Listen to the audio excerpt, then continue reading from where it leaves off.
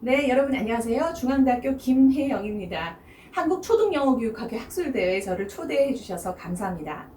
제가 한국초등영어교육학회 학술대회는 이번이 처음으로 참석하게 됩니다.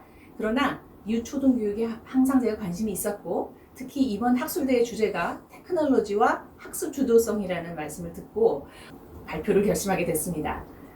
오늘 또 이번 학술대회를 통해서 여러 가지 온라인 교육, 미래 교육에 대한 담론과 교수 방법론에 대해서 많은 논의를 하실 텐데요. 저는 그에 앞서서 좀 더 큰 그림에서 우리가 이 시대, AI 시대, 미래 학습 역량, 그리고 디지털 리터러시 역량, 이런 것들에 대한 개념을 다시 한번 재고해 볼 필요가 있다고 생각합니다. 그래서 오늘의 주제는 디지털 트랜스포메이션 시대의 초등학교 영어 교육을 위한 학습 역량, 특히 영어 학습 역량이 되겠습니다. 네, 그럼 발표를 시작해 보도록 하겠습니다. 코로나로 인한 디지털 트랜스포메이션과 학교 교육 참여자의 변화는? 네, 이것이 첫 번째 부분인데요. 일단 이 사회 변화, 앞으로 2030, 향후 10년 동안에 어떠한 변화들을 우리가 겪을 것인지 먼저 말씀드리도록 하겠습니다. 피부로 느끼고 계시겠지만 이번 코비드 19은 교육에 큰 지각 변동을 일으켰습니다. 바로 디지털 트랜스포메이션이라고 할 수 있겠는데요. 아시다시피 디지털 트랜스포메이션이라는 것은 기술이 조직의, 여기서는 학교, 조직의 사람, 업무 프로세스, 이 문화를 확 바꾸어 놓는 변화를 말합니다. 교육이 지금까지 50년 동안 초크 앤 토크 상태에서 머물렀다고 해도 과언이 아닙니다. 그러나 이번 이 예상치 못한 팬데믹으로 인해서 우리는 우리의 의지와는 상관없이 엄청난 속도로 디지털 트랜스포메이션이라는 이 파도를 넘고 있습니다. 학교는 변하지 않아요. 제가 자주 사용하던 표현인데요. 이런 단어는 이제 어려울 것 같습니다. 그럼 몇 가지 2030 교육의 변화를 이끌 만한 정책을 살펴보도록 하겠습니다. 2030 디지털 트랜스포메이션과 학교의 변화. 네, 향후 10년 동안 우리나라의 학교의 변화를 주도할 두 가지 교육 정책이 있죠. 하나가 2019년에 AI 국가 전략이고요. 두 번째가 K-에듀 통합 플랫폼 사업이라는 겁니다. 네, AI 국가 전략 들어보셨겠는데 초, 중, 등 교육 시간에 AI 소프트웨어 필수 교육을 2022년도까지 이제 확대를 하는 것으로 했고요. 교원 양성 임용과정부터 이 소프트웨어 AI 과목 이수를 지원해서 교대는 AI 관련 내용을 필수로 듣고 교사 자격을 취득하도록 그렇게 했습니다. 그러니까 우리 초등 교사, 앞으로 새로 신규 교사들은 AI의 기초 교육이 다 되어서 학교를 들어오는 것이고, 그리고 학교를 다니는 아이들은 소프트웨어 교육을 필수로 이제 받게 됩니다. 이 AI 교육을 단순히 컴퓨터 수업 1시간 받듯이 이렇게 코딩 교육을 받겠거니 이렇게 생각할 일은 아닌 것 같습니다. 이게 교육과정 전반에 걸쳐서 AI가 접목된 그런 교육을 받게 될 가능성이 굉장히 큽니다. 그걸 보면은 지금 미국에서 AI for K12.org 여기를 보면은 이 학교 AI 교육, 학교 AI 리터러시를 이제 주관하는 미국의 기관에서 AI 교육을 어떻게 할 건지 그 가이드라인을 지금 표준화하고 있습니다. 거기에 보면은 AI 교육을 5가지로 나누고 있어요. AI가 할 수 있는 기능, 역할을 이제 5가지로 이제 나눴는데, 첫 번째가 perception, 인식이고, 두 번째 표현과 추론, 세 번째 학습, 네 번째 상호작용, 그리고 전체적으로 사회적인 영향, 이렇게 잡았습니다. 실제로 이게 AI가 추구하고 있는 현재의 기술 영역들입니다. 그런데 이것을 지금 요 사이트에 가보면 이제 커리큘럼을 이제 표준화하고 있는 과정이 있는데 이제 성취 기준이나 성취 목표를 마련했어요. 그래서 지금 K2 그러니까 유치원부터 2학년, 3학년에서 5학년, 6학년에서 8학년, 9학년에서 12학년 이렇게 나눠서 공교육 기관에서 AI 교육을 어떤 식으로 체계화해서 가르칠 것인가가 아까 방금 보여드린 5가지 영역, 5 big ideas라고 하는데 그 영역에 따라서 이제 big idea가 이 밑으로 내려갑니다. 그래서 이렇게 굉장히 구체적으로 묘사가 되고 있습니다. 그런데 이 내용을 보면은 과학에서 이제 이 시간에 배우는 또 다른 교과에서 학년에서 배우는 내용과 결합을 시키려고 하는 노력이 보입니다. 외국어 교육에 있어서도 역시 마찬가지입니다. 이 모든 분야에 걸쳐서 AI의 어떤 역할과 우리 영어 교육이 연결이 되어 있습니다. 그래서 그 연결되어서 이 AI 기술이 발전해 나가는 것이 그대로 우리 교과에도 영향을 미칠 것으로 예상이 됩니다. 그 다음에 이제 두 번째 정책인데요. 두 번째 정책은 아까 말씀드렸듯이 K-에듀 통합 플랫폼 사업입니다. 이게 지금 신문 기사에서 제가 했더니 화질이 좀 좋지 않아요. 이게 전체 구상도인데요. 조금 더 화질이 좋은 흑백 화면을 제가 마련해 봤습니다. K-에듀 통합 플랫폼이 애초에 발표됐을 때 제가 신문 기사하고 방송에서 봤던 이제 유형하고 지금 여기서 보여지는 모형은 다릅니다. 훨씬 더 이제 구체화가 됐어요. 보면은, 그래서 크게 보면은 이겁니다. 그러니까, 앞으로, 우리가 포스트 코로나가 되더라도 이제 온라인 교육은 계속 지속이 될 것이다. 어떤 식으로든지. 그리고 학습을 이끌어 나가는 교육 시스템을 플랫폼으로 만들어서 지원하겠다는 거죠. 이 플랫폼 안에서 학습자들은 좀 더 체계적으로 이제 교육을 받게 해줄 것이고, 이 플랫폼 자체가 거대한 교육의 트랜스포메이션을 이끌 수 있다는 거죠.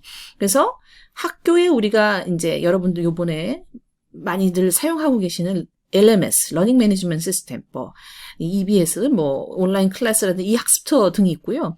그리고, 그 외에 민간 LMS, 구글 클래스룸이라든지, 그 외에 많은 이제 앞으로 이제 경쟁력 있게 앞으로 나올 플랫폼들이 있을 겁니다. 이런 것들이 이제 에듀테크 지원센터 지원이 되고, 그 외에도 수업에 필요한 여러 가지 도구들, 플랫폼 외에도 툴들이 많이 있습니다. 화상 수업 도구는 줌일 것이고, 그죠? 그 다음에, 수업에 필요한 여러 가지 이제 도구들, 게임을 하기 위한, 퀴즈를 만들기 위한, 학생들 그룹 활동하기 위한 여러 가지 도구들이 있을 수 있고요. 이런 도구들이, 에듀테크 지원센터에서 지원이 되고, 그거를 이제 꺼내 쓸 수 있는 형태가 이제 될 것이라는 거죠. 그리고, 도구와 플랫폼 이외에도 이 컨텐츠를 보시겠습니다. 컨텐츠를 보면은, 우리가 이제 과거에서는 종이 교과서, 지금도 쓰고 있죠. 근데 이제 디지털 교과서화 되는 거는 물론이고요. 그거는 이제 한 켠에 이만큼을 차지하는 거고, 그 외에 공공의 컨텐츠들이 있고, 또 민간 컨텐츠, 즉, 외부 기업체에서 제공하는 컨텐츠들이, 포함이 된다는 겁니다. 굉장히 큰 변화가 되는 거죠. 그죠? 이런 것들이 표준화돼서, 이 표준 체계에 맞춰서 표준화되기만 하면, 여기 올려놓고, 수업 시간에 접근해서 누구나 접근 가능, 보편적인 접근성, 그게 3대 원리 중에 하나인데 선택하여 쓸 수 있는 어떤 그런 형태를 갖추겠다는 거죠. 이것만 해도 엄청나게 파격적인 변화라고 할 수 있겠습니다. 그러니까 교과서 체계를 따라서 공부하던 것이 굉장히 거대한 클라우드를 통해서 다양한 컨텐츠들이 소비되고 선택되고 또 공유된다는 것이죠. 그리고 이제 이 LMS 시스템에서 이제 하는 수업들은 데이터가 표준화돼서 학습자 데이터들이 쌓이게 되고 이거를 학습 분석, 러닝 어널리틱스라든지 학습 분석 결과들이 나이스하고 연동되기도 하고 또 수업 시간에나 쌓인 것들이 연동돼서 즉 평가, 수행 평가한 거, 형성 평가한 거, 그 외에 다른 포트폴리오 프로젝트 그리고 학생들이 한 퀴즈 다양한 것들이 한꺼번에 이제 정리가 돼서 통합돼서 결과 분석을 해서 교사나 학부모에게 전달이 되는 그런 시스템으로 변화할 것이다. 이 과정에서 AI 분석 엔진, 빅데이터 분석 엔진, 학습 분석 프로그램들이 이용이 될 것이라는 거죠. 그러니까 이제 교사들이 축적된 데이터를 가지고 학생들의 실력 향상이라든지 성취도라든지 하는 것을 다각적이고 체계적으로 분석해서 평가를 할 수가 없었지만 이제 이러한 플랫폼을 통해서 그런 데이터들이 아주 자동적으로 시스템으로 쌓이기 때문에 교사들은 그런 노고를 훨씬 줄이면서도 훨씬 더 체계적이고 객관적인 데이터를 손에 쥘 수 있게 된다는 거죠. 어떻게 보면 학생, 교사 양쪽에 좋은 뉴스가 될 수도 있습니다. 네, 이것을 우리가 이 플랫폼이 변화하면서 교육이 아주 크게 변화할 가능성이 높다. 저는 이렇게 전망하고 있습니다. 그러면 저를 비롯한 많은 분들이 이렇게 생각할 수 있습니다. 아니 지금 뭐야, 지금 코로나로 해서 이게 온라인 교육을 하니까 교사도 불만이고 학부모 학생 다 불만이고 지금 제대로 되는 교육이 안 돼서 문제인데, 아니 이렇게 온라인 교육으로 무조건 바꾸면 어떡하자는 건가. 그러면 이 당면의 문제들을 어떻게 해결하려고 그래? 그러한 우려가 없을 수가 없습니다. 왜냐하면 온라인 교육으로 많은 문제가 드러났거든요. 정말 많은 문제가 있는데 그 중에서 몇 개만 한번 보면요. 이런 연구들이 있죠. 무엇보다도 학생 공부 시간이 많이 줄었다는 겁니다. 옛날에는 평균 학습자의 하루 평균 학습이 초등학생들이 4시간 46분이었는데 지금 조사를 해보니까 2시간 미만으로 줄었다는 거예요. 그래서 학습 시간이 굉장히 감소했어요. 절대적으로 학습 양이 줄어든다는 거는 그만큼 학생들의 성취가 줄어드는 거와 다를 바 없죠. 그래서 이게 굉장히 큰 문제다. 두 번째 문제는 학생의 자기주도 학습 능력이 디지털 리터러시 수준보다 온라인 학습 만족도와 더 밀접한 관련성을 보이더라 하는 얘기가 있어요. 그러니까 디지털 리터러시가 여기에서 말하는 건 컴퓨터 능력을 말하는 것 같은데요. 컴퓨터 능력보다는 자기주도 학습 능력이 중요하더라 하는 건데 이건 너무나 당연한 것이죠. 자기주도 학습 능력이라는 것이 온라인 교육에서 굉장히 중요한 전제 조건이 되는데 사실 그것이 부족한 아이들이 다 문제를 겪더라. 사실 전반적으로 학생들이 자기주도 학습 능력이 높지 않기 때문에 거기서 오는 문제점이 굉장히 많이 부각이 되고 있고, 이 주도적인 학습 능력이 좋지 않은 학생들이 성과도 적고 만족도도 더 떨어지는 경향을 보였더라는 거죠.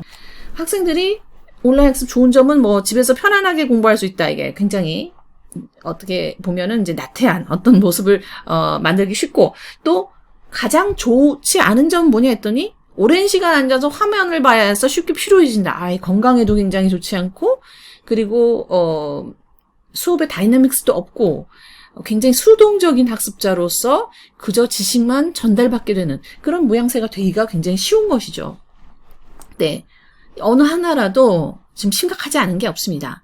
즉 학생들이 온라인 교육을 하면 제대로 교육이 안 된다는 게 근본적인 문제인 거죠. 네, 지금부터 보다 본격적으로 교육 참여자의 인식 변화에 대해서 조금 선행 연구를 살펴봤습니다. 최근에 많은 연구들이 있는데 교사 인식 연구를 보니까 교사들의 테크놀로지 저항감은 예상보다 낮다. 신기술에 대해 긍정적이고 수용적인 태도가 조사되었다라고 나오고 있습니다. 네, 굉장히 좋은 소식이라고 생각합니다. 교사들이 뭐 테크놀로지 팬데믹이라서 이런 거 하라 갑자기 막 했지만서도 잘 해내셨고 또 하고 나서도 긍정적인 생각을 가지고 계신다. 그런 연구들을 제가 서베이 결과에서 많이 봤습니다. 근데 이것은 예측이 가능했었던 부분이에요. 제가 2017년에 김영순, 김혜영이 한 4차 산업혁명 시대 영어 교사 미래준비도 연구를 했었거든요. 그때 이제 조사를 했을 때 131명 초중고 초등학생 선생님 한 60명 초등학교 선생님이 절반 정도였어요. 영어 교사 대상 설문조사를 했는데 4차 산업혁명 기술이 도입되는 미래 교육에 대한 혁신에 대한 저항이 굉장히 적었고요. 불안감도 낮았습니다. 그리고 도리어 기대감은 상당히 큰 것으로 드러났었어요. 제가 이때 조사를 하고 상당히 결과가 의외였습니다. 그 중에 하나만 제가 보여드리면 이게 교사들의 기대감이거든요. 기대감이 이렇게 높아요. 3.96. 저는 이거 생각보다 굉장히 높은 수준이라고 생각했거든요. 영어 수업은 최신 기술의 활용으로 지금보다 재밌을 것이다. 학생들은 최신 기술을 활용한 영어 수업에 흥미를 느낄 것이다. 네, 4가 넘고요. 영어 수업은 학생 중심으로 바뀔 것이다. 이것도 학생 중시 바꿀 것이다 했는데 교사들이 4 이상 답했어요. 5 스케일에서. 영어 말하기 등의 의사소통 기회가 확대될 것이다. 문화지식 정보 등 문화학습이 증가될 것이다. 이것도 역시 조금 높게 나왔습니다. 학생 중심으로 바뀌고 수업이 더 재밌을 것 같다.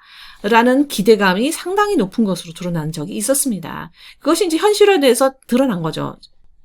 네, 이번에는 학생이나 학부모에 대한 인식에 대해서 한번 제가 조사를 해봤습니다. 선행 연구를 보니까 강호수 남신동 연구를 보면은 학습자 학부모는 교사보다는 조금 부정적인 측면이 큽니다. 수업의 질에 대한 불만이나 학습 성취 참여 태도에 대한 우려가 큰 것으로 나타났습니다.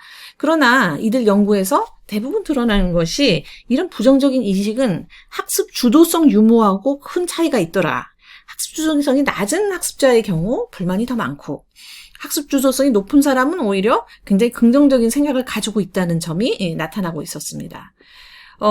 그래서 만족도뿐만 아니라 학습 효능감에서도 유의미한 영향을 미치는 것으로 드러났습니다. 네, 우리 지금 학술 대회에 학습자의 주도성이라는 것에 대해서 키워드를 가지고 하는 것이 이 시점에 굉장히 시의적절하다 그런 생각이 들 수밖에 없는데요. 제가 한 가지 더 굉장히 재미있는 연구가 있어서 학습자 인식 변화에서 소개하고 싶습니다. 한지 이동엽 연구인데요. 온라인 교육에서 교사 역할의 중요도에 대해서 학생들은 어떻게 생각하는지 4학년, 6학년 초등학생을 대상으로 조사를 했습니다. 교사 역할의 인식, 어떤 것이 제일 중요하다 생각해 하니까 첫 번째가 학습 안내자 역할, 그리고 두 번째 학습 활동의 관리자 역할, 그리고 세 번째가 기술 지원자 역할, 그리고 네 번째 교수 설계자 역할이라고 했고요. 그리고 학습 활동의 조력자 역할, 도와주는 역할이 중요하다고 했어요. 지금 학생들의 어떤 중요도 인식이 이렇게 되어 있고요. 네, 평가자나 학습 내용 전달자, 우리가 기존의 교사들이 많이 했던 이 부분에 대해서는 학생들이 굉장히 후순위로 생각을 한다는 겁니다. 그러니까 우리가 온라인 교육을 하니까 교사의 역할이 이쪽으로 확연히 변화하고 있고 또 학습자들이 또 그런 걸 원한다는 것을 알 수가 있습니다. 그러니까 온라인 교육에서 선생님들의 역할이 굉장히 잘 이루어졌다고 저는 얘기하고 싶고요. 그래서 우리가 늘 얘기했던 학습 촉진자로서의 역할, facilitator 역할이 드디어 잘 드러나기 시작한 것이 아닌가. 이 테크놀로지 변화를 통해서 그런 생각이 듭니다. 사실 이제 평가자라든지 학습 내용의 전달자의 역할은 우리가 교사 역할에서 극히 일부분이라고 볼 수도 있는 부분인데 이 부분이 굉장히 지금까지는 부각이 돼서 거의 전부인 것처럼 되어 왔는데 이제는 조금 변화하는 것 같다는 생각을 했습니다. 학생들이 일단 그렇게 생각한다는 것이 되게 의미 있었다. 2030 초등교육의 영어학습 성공을 위한 학습자 역량은? 네, 지금부터 본격적으로 변화된 사회에 초등교육의 영어학습 성공을 위해서 어떠한 학습자 역량이 필요한지에 대해서 소개해드리도록 하겠습니다. 네, 첫 번째로 영어학습 성공이란 건 뭘까? 이거부터 생각해봤으면 좋겠습니다. 우리가 영어학습을 성공시키려고 그러면은 영어학습 성공했다는 거, 영어학습에 성공했다는 게 과연 뭐냐, 이거의 정의부터 내리고 점점 세분화해 가야 될 것 같아요. 영어학습의 성공이란 과연 뭘까요?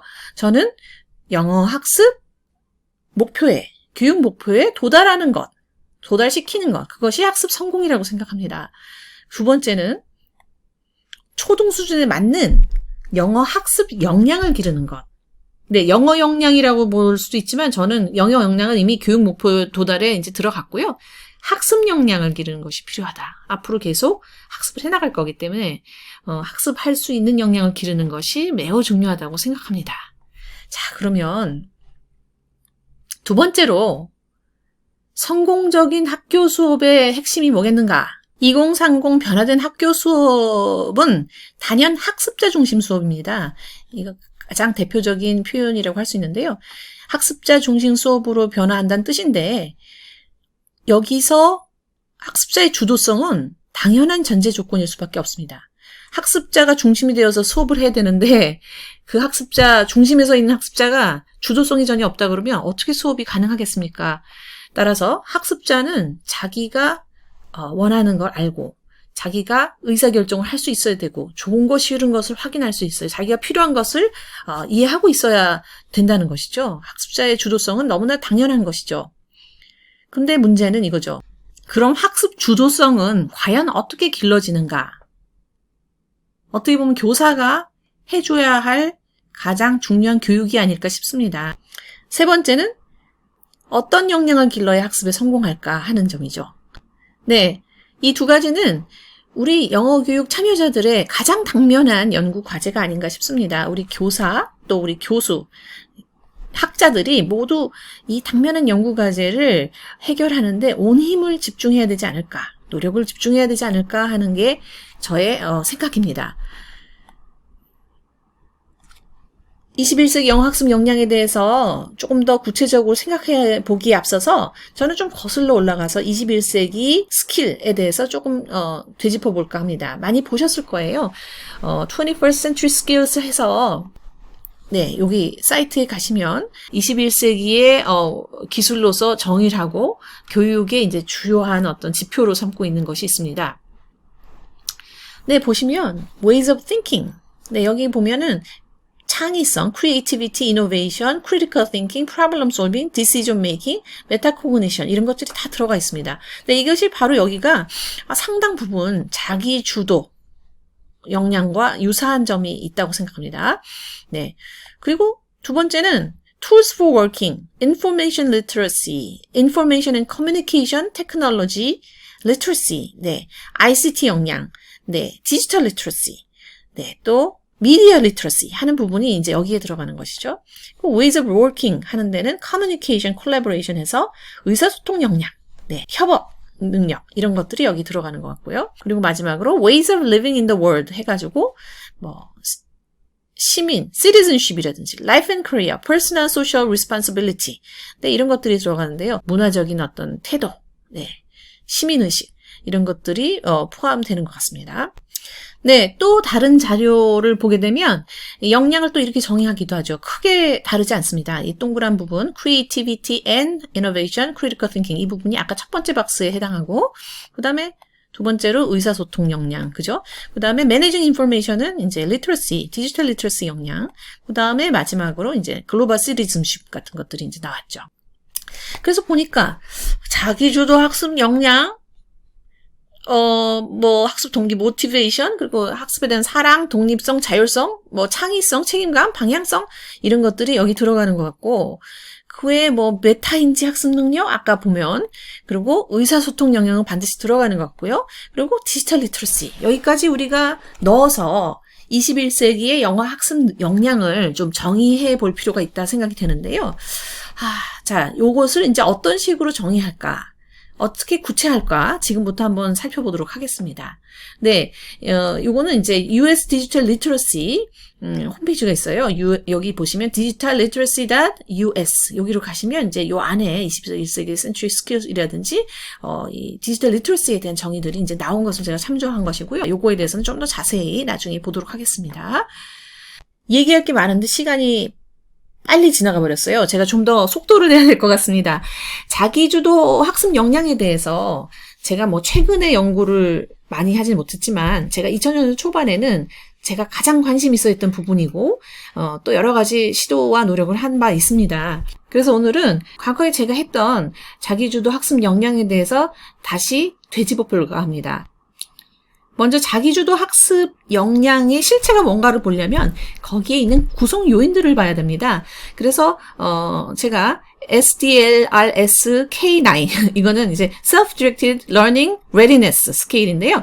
요게 이제 K, 코리아 91년도, 1991년도, 96년도, 또 2000년도에 김지자 외 학자들이 한 연구들이 있습니다. 여기서 이렇게 보면은 자기주도 학습 역량의 이제 첫 번째 요인으로 크리에이티브 어프로치, 창의적인 어떤 접근, 학습을 함에 있어서 창의성을 가지고 뭔가 자기의 생각으로 뭔가 접근을 하는 방식, 남이 하라는 시킨 대로 안 하고 자기 나름의 어떤 방식을 쓰는 것이 첫 번째고요. 두 번째는 inquisitive nature, 그 탐구심, 탐구적인 어떤 성향.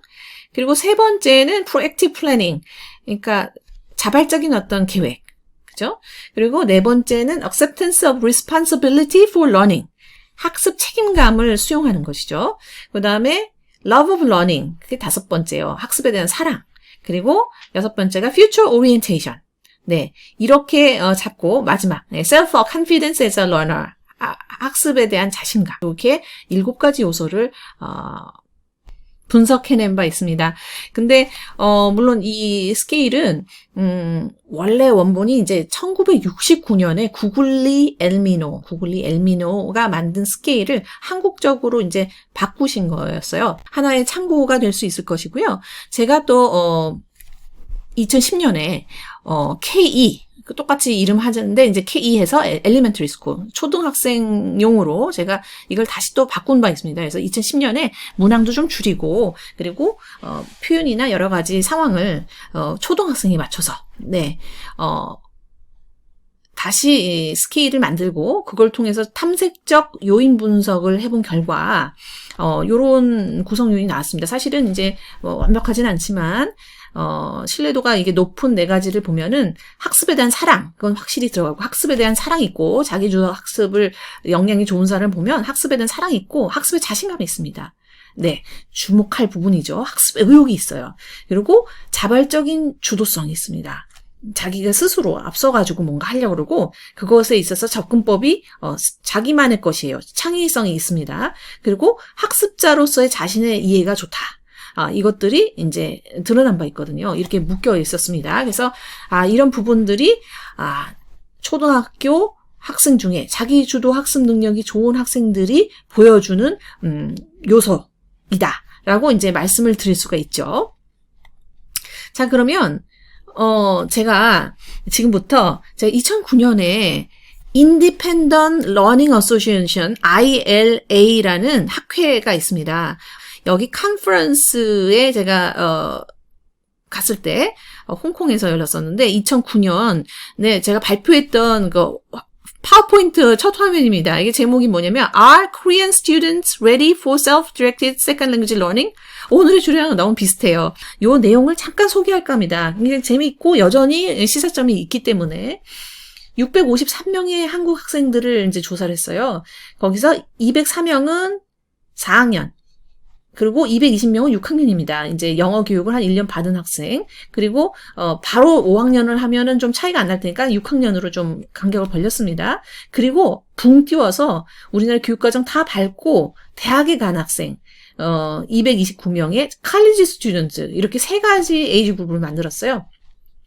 그리고 4학년, 6학년 학생은 어떻게 리전을 나누냐면 지방 소도시의 초등학교, 그리고 서울의 이제 강남의 한 초등학교, 그리고 서울의 다른 지역에 이제 있는 초등학교, 이렇게 3개로 지역을 나눴습니다. 그래가지고 4학년, 6학년을 이제 배분했는데 이 학생들한테 지금 방금 보여드렸던 학습 주도성에 대한 스케일, 제가 만든 스케일이죠. 그 스케일 가지고 제가 실험을 했습니다. 근데 제가 오늘 소개는 안 했는데 일반 학습 주도성에 대한 스케일 제가 만든 게 있고요. 김혜영, 김금선입니다.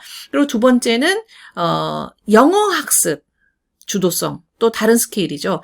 을 만든 게 있어요. 그거는 초등 영어 교육에 제가 논문을 게재했었는데 2010년에 김혜영, 김민진으로 나와 있습니다. 2가지의 다른 스케일을 이 학생들에게 조사를 했습니다. 설문조사를 했어요.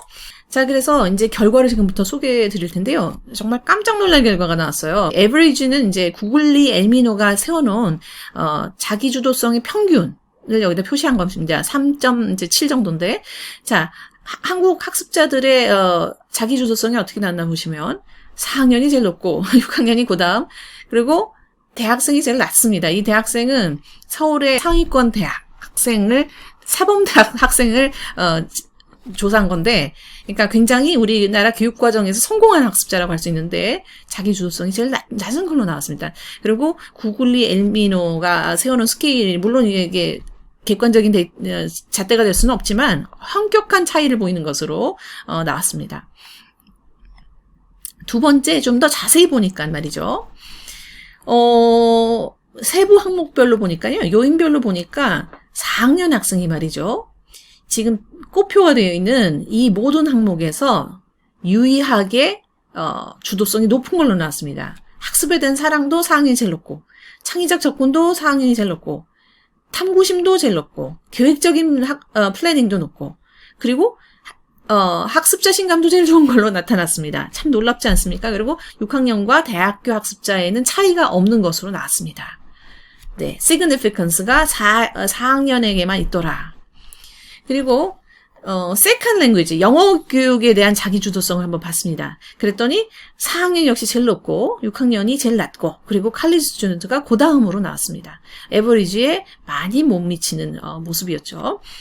그래서 이제 자세히 보니까 이번에도 4학년 학생이 영어 학습에 대한 사랑, 영어 학습에 대한 창의적인 접근, 영어 학습에 대한 탐구심, 그리고 학습 책임감까지 4학년 학생이 제일 높은 걸로 나왔습니다.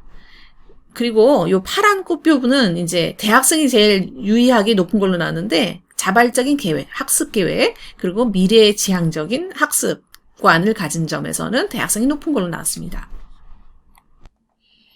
네, 이번에는 일반적인 학습에 대한 주도성, 준비도와 영어 학습의 주도성 간의 비교를 한번 해봤습니다. 이것도 참 놀라운 결과인데요. 일반적인 학습 주도성이 영어 학습 주도성보다 유의하게 높은 것으로 드러났습니다. 네, 조금 슬픈 일이기도 했는데요. 물어본 15개 항목 중에 10개에서 영어 학습이 더 유의하게 낮은 것으로 나왔습니다. 그러니까 영어 학습에 있어서는 주도성이 굉장히 떨어진다는 거예요. 자, 그러면 요인별로 한번 분석을 해봤습니다. 나이에선 아까도 earlier the better. 네, 어릴수록 학습 주도성이 높더라. 두 번째, private lesson 기간을 봤어요. 이게 사교육 문제인가 하고 조사를 해봤더니 사교육 기관과는 상관이 없더라. 그러니까 일찍 했다고 해서 학습 주도성이 더 좋거나 더 나쁘거나 하지 않더라는 거죠. 사교육 많이 받았다고 좋은 것도 없고 나쁜 것도 없었습니다. 대신에 이런 게 있었어요. 오랜 기간을 학습한 학생, 영어를 더 사교육을 많이 받은 학생이 No one but me truly responsible for what I learn. 학습 책임감에 있어서는 유의하게 낮다는 분석이 됐었습니다. 그리고 해외 체류 경험은 학습 주도성에 영향을 미쳤습니다. 유의하게 영향을 미쳤는데 체류를 한 사람들이 학습에 대한 사랑, 학습 주도성이 더 높은 것으로 나타났습니다. 다른 요인들을 보겠습니다. 재미있는 것들인데요. 모티베이션이 높으면 주도성이 높더라. 당연한 거고요. 그리고 마지막으로 지역인데요. 일반 학습 주도성에서는 지역 간의 차이가 없는데 영어 학습 주도성에 있어서는 3개 지역 중에 서울의 강남권 지역에 있는 학생들의 영어 학습 주도성이 제일 낮게 나왔고, 유효하게 낮게 나왔고, 그리고 지방의 소도시, 그리고 서울의 다른 지역에 있는 학생들에는 차이가 없었습니다. 즉, 사교육을 가장 많이 받았을 것으로 생각하는 지역의 학생들이 영어 학습에 대한 주도성이 낮더라 하는 결과가 나왔다는 것입니다. 네, 그 자세하게 좀 보니까요. 리전들로 봤을 때 어떤 점에서 그렇게 낮은가 봤더니 항목별로 영어 학습에 대한 사랑이 유의하게 낮더라. 다른 지역보다. 그리고 창의적인 접근도 낮더라. 학습 자신감도 낮더라. 정말 충격적인 결과가 아닐 수 없었습니다. 마지막으로 결론을 제가 잠시 정리를 하면은 결국에는 초등학교 학습자들의 학습 주도성이 충분히 높지 않았고, 이것은 학년이 거듭할수록 점점 오히려 떨어지더라는 거예요. 그리고 영어 교육을 많이 받으면 많이 받을수록 영어 학습 주도성이 떨어지고, 그러한 단서로서 사교육을 많이 받았을 거라고 생각하는 잘 사는 동네 학생들이 의존도도 높고, 그리고 학습의 흥미도 적더라라는 결론을 내릴 수도 있었습니다. 논의할 게 많지만 이 구성 요인을 가지고 좀 더 분석을 해보면 학습 주도성 과연 어떻게 길러지는가에 대한 답을 이렇게 정리해 볼 수가 있습니다. 학습 주도성이 높으려면 먼저 학습의 목적을 이해해야 한다는 겁니다. 학습자가 자기가 하는 일에 대한 목적을 알고 있어야 된다는 거예요. 그 목적은 영어 학습적인 목적이 아니라 사회적인 목적입니다. 내가 이 학습을 하는 사회적인 목적이 뭐지? 왜 하는 거지? 내가 이거 배워서 뭐 하려는 거지? 하는 것을 알고 있어야 된다는 거고, 두 번째는 이걸 통해서 내가 얻을 수 있는, 기대할 수 있는 이익에 대해서 알고 있어야 된다는 거고요. 그리고 세 번째는 구체적인 목표 수준, 달성 목표 수준을 내가 설정하고 알고 있어야 된다는 겁니다. 그래서 학습의 목적을 이해시키는 것이 바로 학습 주도성을 기르는 하나의 중요한 방법이 되겠습니다. 두 번째는 학습의 속성을 이해하고 있어야 된다는 거죠. 자신이 할 일에 대해서 그게 뭔지를 알고 있어야 되는 거죠. 미리 학습할 방식에 대해서 어떤 식으로 공부를 할 거야.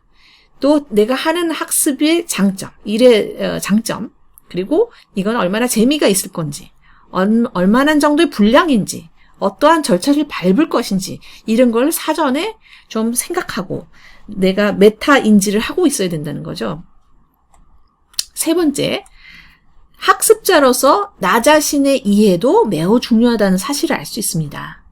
내 능력, 내가 강점이 뭐지? 내 부족점이 뭐지? 영어 학습자로서의 나의 강점과 부족점을 자기가 알고 있어야 되고, 그러기 위해서는 자기 학습에 대해서 스스로 진단을 하고 있어야 되고, 그걸 통해서 자기 학습 계획이 어느 정도 머리에 서야 되고, 의사결정을 할 수 있어야 되고, 이건 나한테 필요한 것이야. 내가 좋아하는 것이야. 이렇게 하면 나는 학습을 잘 못해. 이런 것을 알고 있어야 되는 거죠. 그리고 자기의 통제. 나는 이렇게 해야 공부를 더 잘할 수 있으니 나는 이런 것은 피해야 돼. 이런 걸 스스로 알고 있어야 된다는 겁니다. 네, 이것들이 학습 주도성에서 굉장히 중요하다는 사실을 지금까지 본 연구 결과의 스케일과 구성 요인, 그리고 결과로 통해서 알 수 있었습니다. 이거는 다분히 메타인지적인 부분입니다. 상당 부분 학습자가 메타인지를 가지고 자기 학습에 대해서 자기 스스로 멀찌감치서 내려다볼 수 있을 때, 그거에 학습하고 있는 이 모든 것에 대한 의식을 하고 있을 때, 메타인지 학습을 하고 있을 때 이런 이해들이 이루어진다는 거죠. 근데 이거는 학습자 스스로 다 해야 되는 일일까요? 물론 아니죠. 이 모든 것이 다 교사가 도와줄 수 있는 부분입니다. 학생이 하는 이 과업의 사회적 목적을 교사가 알려줘야 되고요. 학습 기대 효과를 뚜렷하게 느끼게 해주어야 됩니다. 그리고 과업이 흥미롭고 해결 방법이 명확해야 되고요. 과업이 학습자 수준에 적당하고 그걸 통해서 자신감을 얻게 해줘야 된다는 거죠. 이 학습 주도성이 어떻게 길러지는가에 대해서 제가 한번 생각해 봤습니다. 학습에 대한 사랑은 어떻게 길러질까? 어느 때 생길까? 당연히 영어의 매력을 발견했을 때가 아닐까 해요. 학습 자발성은 그럼 언제 생길까요? 어느 때 나타날까요? 내가 이거 해야 되겠다 하는 마음은 나한테 득이 된다고 생각할 때 느낄 거라고 생각합니다. 미래의 비전은 미래에서 영어 잘하는 쿨한 내 모습을 그려볼 때 생길 거라고 생각하고요. 그 다음에 학습 책임감은 내 학습 아무도 나를 대신할 수 없어. 학원 선생님도 나를 영어 잘하게 해줄 수는 없어. 오로지 내가 해야 돼. 이런 생각이 들 때, 그죠? 학습 자신감은 이걸 내가 해냈구나. 나 스스로 해냈어. 난 뿌듯해. 이럴 때 생길 것 같아요. 선생님이 다 설명해주면 이런 자신감 생기지 않을 것 같아요. 결국은 학습 주도성은 학습자 인식의 변화, 모든 것이 생각에 달려 있다고 생각이 되고요. 교사는 이러한 생각의 변화를 수업을 통해서 이끌어낼 수 있다. 네, 저는 이렇게 결론 맺고 싶습니다. 자, 이번에는 자기주도 학습 역량 외에 다른 어떤 역량이 영어 학습 역량을 구성하고 있는가에 대해서 얘기할까 합니다. 크게 두 가지인데요. 하나는 의사소통 역량, 그리고 다른 하나는 뉴 리터러시, 디지털 리터러시에 대한 것입니다. 2030 미래사회의 외국어 역할을 전망해 보면요. 저는 외국어는 가장 중요한 의사소통 수단일 뿐만 아니라 학교 영어 교육, 학교 외국어 교육은 외국어 학습의 기초로서 미래에도 반드시 필요하고 없어지지 않을 거라고 생각합니다. AI가 아무리 발전해도, AI로 서로 대화가 아무리 이루어져도, 파파고가 아무리 내 장문을 다 대신해 준다고 하더라도 우리가 기본적으로 언어 학습을 하지 않으면, 기초를 닦지 않으면 이들을 잘 활용할 수가 없습니다. 그렇기 때문에 기초 학습은 반드시 필요하다라고 강조드리고 싶고요. 그런 차원에서 이 영어 의사소통 역량에 대해서 한번 재정의를 해볼까 합니다. 우리가 의사소통 역량에 대해서는 이미 알고 있어요. 그렇지만 21세기에 가서 영어 의사소통 역량은 어떻게 달라지는가? 테크놀로지를 활용하거나 매개로 해서 영어를 사용하는 커뮤니티에 참여하고 소통하는 거죠. 사회적 목적을 기반으로 해서 이 사람들과 상호작용할 수 있는 능력, 그것이 바로 영어 의사소통 역량이다라고 정의할 수 있을 것 같습니다. 즉 영어를 매개로 아이디어, 정보, 경험, 생각을 공유하고요. 영어권 세상의 탐색, 협업, 관계 맺기, 개인의 이익 창출 등을 할 수 있는 것을 말하며 결국 이 역량이 잘 갖추어지면은 세계 시민으로 성장하는 것이죠. 네. 이런 것이 바로 사회적 목적입니다. 언어 학습적 목적은 뭔가요? 말하기를 잘하고, 이를 위해서 어휘를 많이 확장시키고, 현재, 과거, 미래의 문법을 잘 알고 있고, 이런 것이 영어 학습적인 목적이죠. 하지만 사회적 목적은 다릅니다. 지금 방금 말씀드린 것 같은 것들이죠. 수업 시간에 이러한 사회적 목적이 강조되고, 이것에 따라서 과업이, 의사소통 과업이 만들어져서 학생들에게 제시되고 또 활동되어야 의사소통 역량이 길러질 거라고 생각이 되는 거죠. 네, 이번에는 뉴 리터러시, 21세기 문해력에 관한 얘기를 해보도록 하겠습니다. 디지털 리터러시, 우리가 흔히 정보통신 기술, 컴퓨터 기술 이 정도로 알고 계신 분들이 많은데요. 뉴 리터러시라고 보시는 게 맞을 것 같습니다. 즉, 디지털 리터러시는 컴퓨터 기술이 아니라 변화된 문해력, 변화된 세상에서 진화된 문해력이라고 말할 수 있겠습니다. 디지털 리터러시에 대한 정의는 다양하지만 이 두 가지 정도가 흔히 모두 합의를 볼 수 있을 만한 그런 내용이라고 생각합니다. The ability to use information and communication technology to find, evaluate, create, and communicate information requiring both cognitive and technical skills. 네, 단순히 기술적인 지식이 아니라 인지적인, 우리가 배우고 있는 모든 학습의 개념을 아우르는 것이라고 볼 수 있겠습니다. 네, 디지털 리터러시의 구성 요인들을 보면은 다음과 같습니다. 네, 이게 출처는 여기 아래에 보시다시피 나와 있는데요. 디지털 리터러시는 먼저 기능적인 기술이 있을 수 있고, 효과적인 의사소통, 네, 커뮤니케이션 스킬도 바로 이 뉴 리터러시에 포함된다고 할 수 있고요. 그리고 정보 검색력, 협업 능력, 문화와 사회적 이해, 비판적 사고와 평가, 그리고 창의력, 그리고 이 안전, 이 세이프티까지를 포함하는 것으로 보고 있습니다. 우리가 언어학습 관점에서 이 디지털 리터러시, 21세기의 문해력인 뉴 리터러시를 다시 정의해 보면요. 우리가 과거, 지금까지 전통적으로 문해력, 리터러시에 해당하는 것은 주로 읽기 능력과 쓰기 능력이었다고 말할 수 있습니다. 근데 현재의 문해력이라는 것은 이렇게 바뀌었죠. 테크놀로지를 이용해서 다양한 소스와 유형의 새로운 정보를 검색하고, 이용하고, 평가하고, 습득하는 능력. 네, 그러니까 그냥 교사에게 주어진 텍스트를 읽는 것부터 시작하는 것이 아니라 읽기 능력 자체가 읽을 지식을 내가 검색하고, 내가 평가하고, 내가 스스로 다루는 것을 포함하고 있습니다. 두 번째, 쓰기 능력도 한번 생각해 볼 수 있겠습니다. 마찬가지로 테크놀로지를 효과적으로 사용해서 지식을 생산하고, 수정 보완하고, 재구성하는 능력이다. 이렇게 표현할 수 있겠습니다. 단순히 글을 쓰는 것뿐만 아니라 이미지와 하이퍼링크와 동영상과 기타 다양한 미디어를 결합해서 자기의 생각을 표현하는 것이죠. 멀티모덜 리터러시라고 할 수 있겠습니다. 자, 이것을 조금 더 구체적으로 영어 학습자의 디지털 리터러시에 대입해서 한번 생각해 보도록 하겠습니다. 가장 아래에는 디지털 자료 이해력이 있습니다. 웹에는 굉장히 다양한 종류의 디지털 자료가 있죠. 소리, 이미지, 사진, 동영상, 영어 텍스트, 여러 가지가 있을 수가 있습니다. 이북, 이들을 잘 이해할 수 있는 능력입니다. 두 번째, 영어 정보 검색 능력. 네, 이러한 다양한 종류의 정형, 비정형의 자료들을 검색을 통해서 원하는 것을 뽑아낼 수 있는 력. 인터넷 검색, 영어 사전, 각종 디지털 어플리케이션, 기기 및 사물을 이용한 영어 정보, 의사소통 기술, 면대면 혹은 비대면 소통, SNS 소통, 온라인 협동학습, 구두, 문자 소통, 그 외에 각종 이 시대에 맞는 소통이 있을 수가 있겠습니다.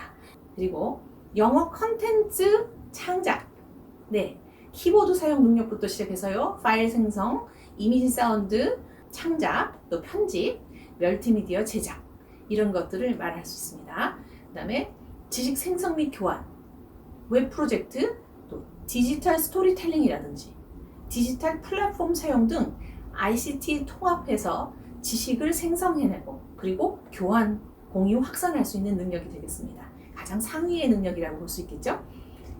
근데 이번에는 이러한 디지털 리터러시 발달을 위한 영어 단계별 지도 원칙을 한번 소개하도록 하겠습니다. 네, 교사의 지도 원칙인데요. 이것은 이번 영어교육학회 76권 5호 특별호로 알고 있는데요. 여기에 제가 게재한 논문에서 발췌한 것입니다. 첫 번째 단계를 보겠습니다. 교사는 디지털 기반 영어학습 자료와 도구를 이용해서 다양한 언어 입력, 언어 입력에는 구두, 문자 모두 포함합니다. 언어 입력을 제공함으로써 학습자가 실질적인 영어, 실제 영어, authentic English에 친숙해지도록 지원한다. 두 번째 단계는 학습자에게 적합한 내용과 수준의 디지털 영어 자료를 스스로 선택하고 핵심 사항을 파악하여 원하는 지식을 쌓을 수 있도록 검색 능력, 비판적 평가 능력, 또 필요한 읽기 전략 등을 길러준다. 네, 이것이 두 번째가 되겠습니다. 그 다음에 3단계, 조금 더 높은 수준이 되겠죠? 온라인 상에서 다양한 영어 의사소통의 기회를 제공하고 안내하여 교사 학생 간, 학생들 간, 또 학생과 영어 커뮤니티 간 이 모든 의사소통의 기회를 말합니다. 언어적, 문화적 상호작용 능력을 향상시킨다. 네, 네 번째 단계입니다. 테크놀로지를 영어 학습에 활용할 수 있는 활용 및 생산 기술을 길러준다. 여기에는 영어 키보드, 영어 사전 이용, 녹음, 학습용 애플리케이션 사용, 코포스 데이터, 각종 멀티미디어 저작 도구들, 이런 것을 활용하는 것을 모두 의미합니다. 다섯 번째는 교사는 테크놀로지를 활용한 과제, 발표, 이 발표는 디지털 스토리텔링 같은 것이 되겠죠. 등의 창의적 문제 해결 프로젝트를 영어 수업 내용에 포함해서 학습자의 총체적인 언어 역량을 향상시켜 주도록 지도한다. 네, 이것이 다섯 번째 단계가 되겠습니다. 네, 이렇게 뉴 리터러시는 과연 영어 학습에 무엇인가, 어떠한 의미인가, 또 뉴 리터러시를 향상시키려면 교사는 어떻게 지도를 해야 되는가를 살펴봤는데요. 자, 이렇게 쭉 다 살펴보고 나니까요. 21세기 영어 학습 역량은 과연 무엇인가? 이거에 대한 질문을 다시 한번 정리해 보아야 될 것 같습니다. 네, 앞서서 보여줬던 장표인데요. 이 여러 가지 제가 키워드들을 던져놓고 이것의 관계에 대해서 일단 물음표를 던져놨었는데, 자, 이제 한번 정리를 해볼 수 있을 것 같습니다. 네, 자기주도 학습, 영어 학습 역량, 메타 있지 학습 능력은 많이 겹칩니다. 네, 이 두 가지는 따로 뗄 수가 없다고 생각되고요. 그래서 합쳐서 생각해 볼 필요 있겠는데요. 네, 자기주도 영어 학습 역량은 앞서서 봤다시피 학습 동기, 흥미도, 학습 책임감, 미래 지향, 그리고 방향성, 이런 것들을 포함하고 있죠. 그리고 메타 인지 학습 능력은 사회적 목적에 대한 인식, 목표 설정 및 인지, 학습 진단, 계획, 모니터, 그리고 평가, 이런 것들을 포함하고 있었습니다. 네, 이 두 가지가 영어 학습 역량에서 중요한 첫 번째 꼭지가 되겠고요. 두 번째는 의사소통 영어고 뉴 리터러시, 역시 아주 유사한 개념입니다. 있다. 이것을 묶을 필요가 있을 것 같습니다. 네. 의사소통 역량은 디지털 기반 사회에서 사회적 목적을 위한 사람 간의 상호작용 능력이라고 아까 요약을 했었고, 뉴로트러스는 방금 보셨다시피 디지털 기반 사회에서 지식을 추구하고 이해하고 축적하고 스스로 생성, 공유, 확산하는 능력을 말합니다. 이러한 능력들이 합해질 때 이러한 21세기 영어 학습 역량 발달을 통해서 비로소 학습 자율성, 러너 어토노미가 이루어지고 거기에 도달하게 되는 것이고요. 저희가 학습 자율성을 가지는 학습자로서 키워나가야 될 것 같습니다. 네, 이것으로써 저의 발표를 마치도록 하겠습니다. 디지털 트랜스포메이션 시대의 초등 영어 교육을 위한 학습 역량. 많은 부분 익숙한 개념들이셨을 텐데요. 제가 여기 모아서 이렇게 한번 정리를 했기 때문에 아마 이번 학술대회를 통해서 여러분들이 교수법이나 다양한 방법론적인 것을 논의하실 때 이 학습 역량을 향상시키면서 영어 학습 성공으로 이끄는 것에 대해서 좀 더 방향성을 가지고 논의를 진행할 수 있지 않을까 그렇게 생각합니다. 네, 이것으로 모두 마치도록 하겠습니다. 감사합니다.